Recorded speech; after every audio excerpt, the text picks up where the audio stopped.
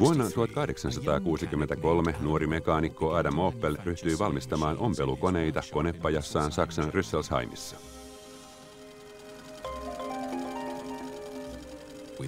20 vuotta myöhemmin hän vei suosittuja koneitaan Eurooppaan, Venäjälle, Intiaan ja Yhdysvaltoihin.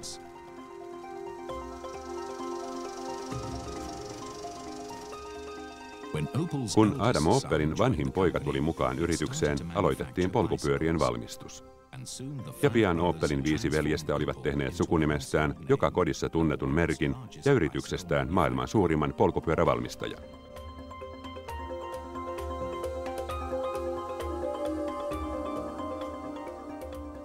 1890-luvulle tultaessa tehtaan tulevaisuus oli vakaalla pohjalla. Se myi asiakkailleen uusinta tekniikkaa edulliseen hintaan ja markkinoi tuotteitaan kansainvälisesti kilpailuissa keräämiä voittoja mainostaen.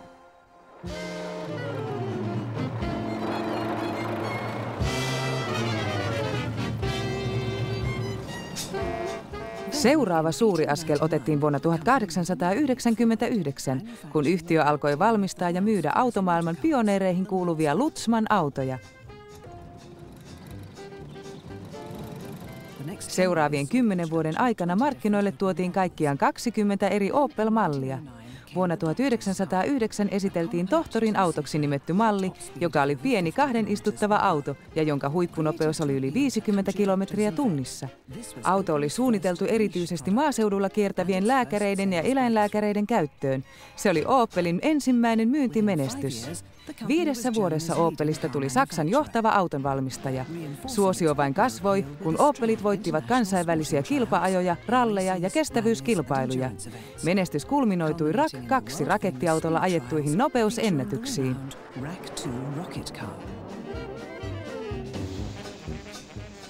Seuraava läpimurto tapahtui vuonna 1923, kun Opel valmisti Euroopan ensimmäisen sarjatuotantoauton. Yhtiö pääsi pian Saksan pikkuautomarkkinoiden johtoon. Tällä välin Yhdysvalloissa General Motors-yhtiön pääjohtaja Alfred P. Sloan nuorempi oli pannut alulle kansainvälisen laajentumisohjelman, joka sisälsi muun muassa brittiläisen Vauxhallin oston vuonna 1925. 4 vuotta myöhemmin Opel liittyi GM-perheeseen. Sloanin filosofia, auto joka kukkarolle, sopi täydellisesti Opelin iskulauseeseen edullista tekniikkaa kaikille. GM siirsi yhtiön 2 miljoonan ajoneuvon vuosituotannollaan ja yli 100 tehtaallaan uuteen aikakauteen. Ja vuoteen 1936 mennessä Opelista oli kasvanut Euroopan suurin autonvalmistaja. Euroopan General Motorsin pääkonttori Zürichissä on vakiinnuttanut Opelin ja Vauxhallin aseman maanosamme parhaiten myyvien automerkkien joukossa ja tehnyt niistä General Motorsin kantavan voiman Yhdysvaltojen ulkopuolella.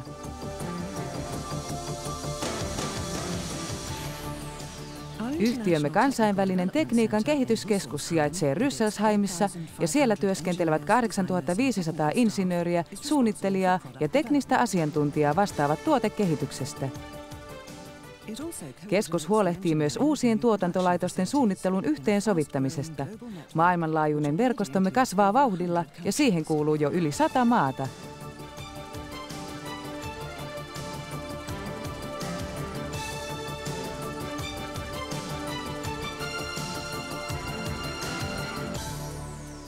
Euroopan General Motors kokoaa ajoneuvoja kaikkiaan 17 tehtaassa ja myy niitä reilut 1,5 miljoonaa kappaletta vuodessa. Samalla se työllistää suoraan noin 90 000 henkeä ja vaikuttaa merkittävästi Euroopan talouden kehitykseen. Yhtiömme käynnistämä Opelin, Vauxhallin ja Saabin 5-vuotinen investointiohjelma on nyt puolessa välissä. Ohjelman puitteissa on varattu kaikkiaan $9 miljardia automallistojen vahvistamiseen, tehtaiden nykyaikaistamiseen ja uusiin aluevaltauksiin. Samalla kun olemme uudistaneet Rüsselsheimin ja Kaiserslauternin tehtaat Saksassa, olemme investoineet yli $600 miljoonaa upouuteen tehtaaseen, joka on rakennettu Gliwiceen Puolaan.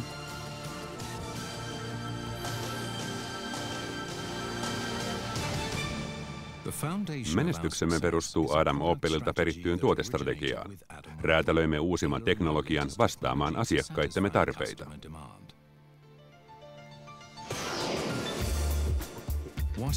Jos tarvitset autoa esimerkiksi kaupunkiajoon, perheen vapaa-aikaan, maastoon, yrityskäyttöön tai huippusuorituksiin, Opelin mallistossa on auto joka elämäntapaan.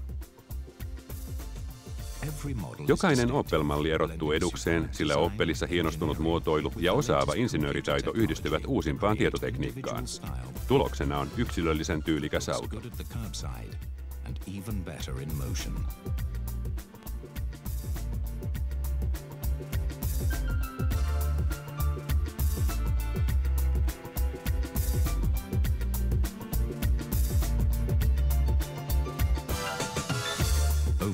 Yli 5 miljoonaa eurooppalaista ostajaa on todistus yhtiömme menestyksestä. Silti olemme aina ylpeitä saadessamme tunnustusta puolueettomilta asiantuntijoilta. Ja mallistomme kautta linjan keräämät lukuisat kansainväliset palkinnot täydentävät saavutuksiamme. Opel ajaa merkkiemme etujoukoissa ja sitä seuraavat uskollisten asiakkaittemme suosimat muut GM-merkit. Vauxhall, Saab, Chevrolet ja Cadillac. Opelin strategiaan kuuluu, että samasta ajoneuvopohjasta kehitetään useita toisistaan erottuvia malleja. Esimerkiksi Corsasta myydään tällä hetkellä erilaisia versioita 75 maassa lukuisilla merkki- ja mallinimillä.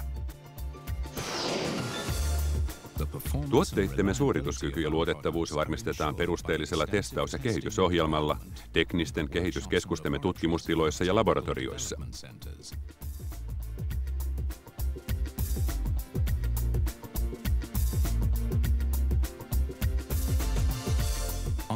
Testiradoilla ympäri maailman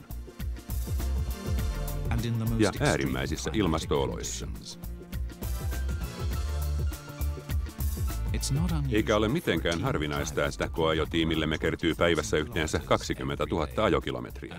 Tai että uusi malli, kuten Opel Astra, pääsee tuotantoon vasta, kun sitä on ajettu kaikilla mahdollisilla tienpinnoilla niin monta kilometriä, että matkalla olisi voinut kiertää maapallon 200 kertaa.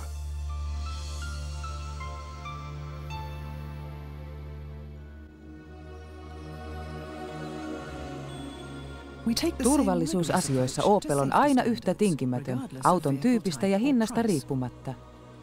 Siksi tehtaamme otti ensimmäisten sarjavalmistajien joukossa käyttöön monet nykyään jo itsestään selvinä pidetyt turvalaitteet, kuten täysikokoiset turvatyynyt ja turvavyön esikiristimet, ABS-jarrut ja luistonestojärjestelmä, sivutörmäyspalkit ja törmäyksessä irtoavat ajopolkimet.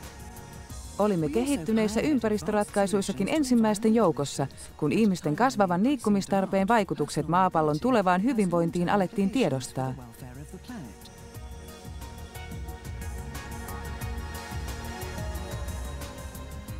Englannissa sijaitseva Ellesmere Portin tehtaamme oli maailman ensimmäinen ajoneuvotehdas, joka sai kansainvälisen sertifikaatin ympäristönhallintajärjestelmilleen. Ja lisäksi otimme ensimmäisenä valmistajana käyttöön prosesseissamme sekä vesipohjaisen maalin että kierrätettävät muoviosat. Olimme ensimmäinen eurooppalainen autovalmistaja, jonka kaikkiin massatuotantoautoihin asennettiin suljettuun kiertoon perustuva katalysaattori ja jonka koko mallisto on suunniteltu käyttämään lyijytöntä bensiiniä. Insinöörimme ovat lisäksi pystyneet pienentämään polttoaineen kulutusta koko tuotevalikoimassamme noin 26% viimeisten 20 vuoden aikana. Ja palkitussa kolmisylinterisessä Ecotec-moottorissamme olemme onnistuneet yhdistämään taloudellisuuden ja ympäristöystävällisyyden tehokkuuteen ja mukavaan ajettavuuteen. Pysymme kärkijoukossa myös tulevaisuudessa, sillä olemme alan edelläkävijä fossiilisia polttoaineita korvaavien voimanlähteiden, kuten polttokennon kehittäjinä. Vaikka kaikkia ongelmia ei vielä olekaan ratkaistu, polttokenno saattaa hyvinkin liikuttaa tulevaisuuden autoa, joka on huipputehokas, ei kuormita ympäristöä eikä käytä ehtyviä energianlähteitä.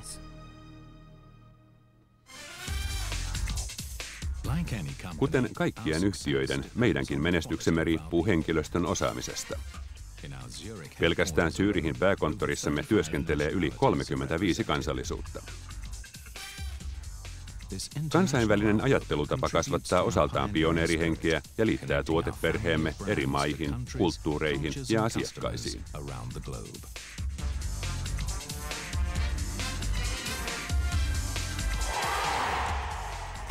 Opelin henkilöstön henkilökohtaiset ominaisuudet ja dynaaminen yhteistyökyky ovat menestyksen avaintekijät, ja ne tekevät Opelista luonnollisen kumppanin myös maailman huippuluokan urheilijoille. Moottoriurheilussa olemme olleet mukana alusta asti. Automme ja tiimimme voittavat jatkuvasti kilpailuja ja mestaruuksia eri puolilla maailmaa. Mutta sen lisäksi olemme ylpeitä kumppanuudessamme menestysjoukkueiden ja yksilöurheilun huippujen kanssa, jotka niittävät kunniaa muissa kiinnostavissa lajeissa, esimerkiksi tenniksessä tai jalkapallossa. Opelin urheilusponsorointiohjelma kuvastaa yhtiömme dynaamista lähestymistapaa. Se kuuluu yhtenä osana siihen yleiseen sosiaaliseen vastuuseen, jonka koemme omaksemme.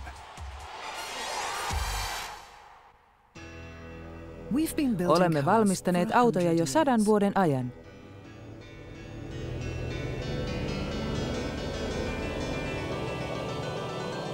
Ja pitäydymme edelleen Adam Opelin alkuperäisiin uraauurtaviin periaatteisiin. Katsomme kuitenkin vahvasti tulevaisuuteen ja valmistaudumme siihen kehitykseen ja niihin parannuksiin, jotka pitävät Opelin Euroopan yhtenä suosituimpana automerkkinä. Vaikka tekninen kehitystyömme rikkookin jatkuvasti vanhoja rajoja, pidämme aina mielessä, että menestyksemme perustuu perinteiseen johtoajatukseemme. Teemme autoistamme haluttuja, edullisia ja hankintakelpoisia mahdollisimman monelle ostajalle kaikkialla maailmassa.